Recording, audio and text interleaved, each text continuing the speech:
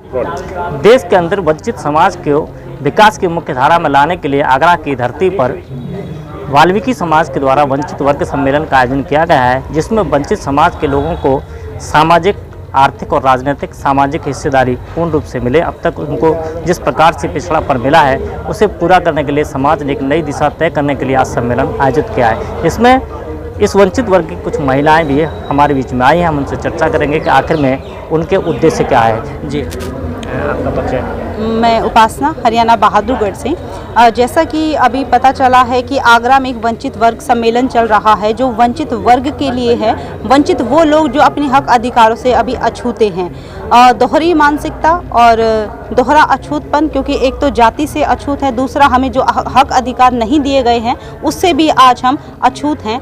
और मैं यही कहना चाहूँगी एक महिला होने के नाते कि जो शिक्षित महिलाएं हैं उन्हें अपने हक अधिकारों के लिए एटलीस्ट इतना अवेयर होना चाहिए कि हमें क्या चाहिए और क्या नहीं चाहिए, क्योंकि घर की चार दीवारी और चौखट में रहकर हम कुछ भी नहीं कर सकते, क्योंकि महिलाओं को तो वो दुगनी जो गुलामी की बेड़ियां है वो तोड़नी पड़ेगी, पहली जाति की और दूसरी परिवार की। और एक शिक्षित महिला ही इसके लिए पहल कर सकती हैं, क्योंकि मैं बताना चाहूँगी कि मैं एक बीइंग ए डॉटर इन लो भी, और कह सकते हैं कि मैं एक डॉटर होते हुए भी मैं अपने फादर साहब को भी और अपने फादर इन लो को भी, दोनों को मैं संभालती हूँ, दोनों परिवारों को भी संभालती हूँ और सोशल एक्टिविज़म में भी हूँ। तो ऐसा नहीं है कि जब हम किसी भी चीज़ के लिए कार्य करते हैं तो हमें समाधान नहीं मिलते हैं। जिस प्रकार से देश के जो संवैधानिक संस्थान है उसमें एक तो वंचित समाज को सम्मान नहीं मिलता, स्थान नहीं मिलता, वहीं उस पर दूसरी मार होती है कि महिलाओं को उसमें और पीछे दिया जाता है। इस पर आप क्या कहेंगे?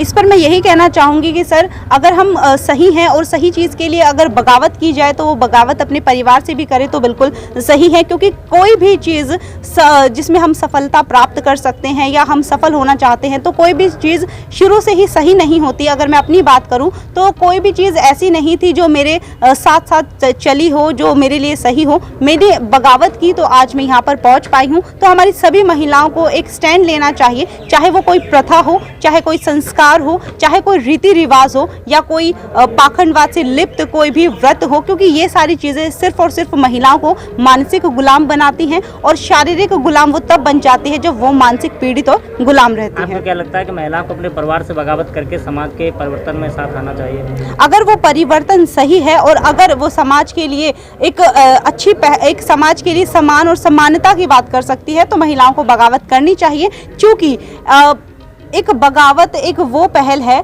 जब हम किसी चीज़ के लिए अगर हम कार्य करते हैं, कदम उठाते हैं तो हम सफलता की तरफ जाते हैं, लेकिन बशर्त वो हमारा उठाया गया कदम एक सकारात्मक होना चाहिए और उसमें हमें खुद पर विश्वास होना चाहिए। लेकिन बगावत उस चीज़ के लिए करें जो अपने लिए भी और समाज के लिए भी काम आ सके। तो ये थी उपासना सिंह जो बहादुरगढ़ से हमारे बीच में आई हैं। एक दूसरी हमारे साथ बहन है, हम उनसे भी जानकारी करेंगे कि जो आज सम्मेलन में आप शामिल होने के लिए आई हैं। जी, आपका परिचय। नमस्कार, मैं आगरा से रवीना मौलाद।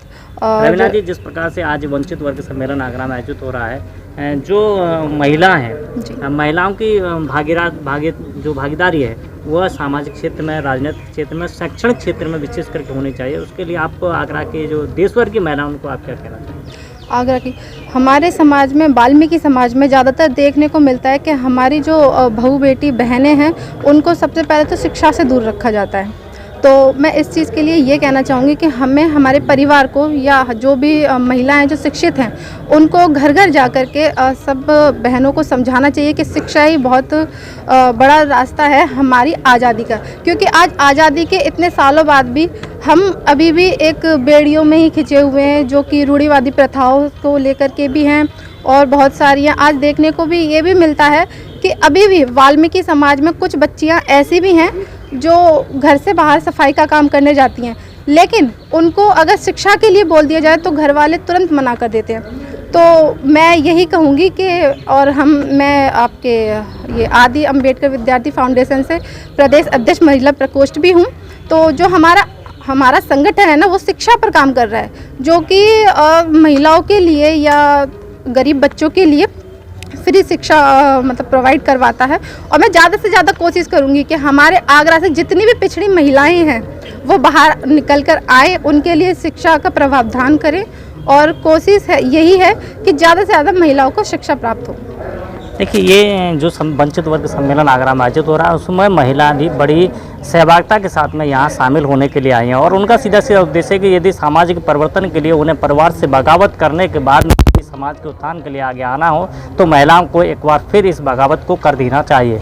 अब देखने वाली बात होगी कि इन महिलाओं के आह्वान के बाद में आगरा की धरती से कितनी महिलाएं बाहर निकलती हैं और सामाजिक परिवर्तन में अपनी सहभागिता सुनिश्चित करती हैं।